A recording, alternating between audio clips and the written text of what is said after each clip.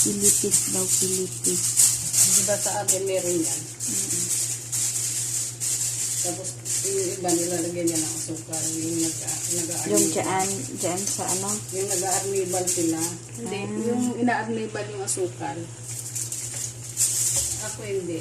Nilagay ko na lang dyan sa ano. Para, Bali matamis na siya. oo, para nilasa na.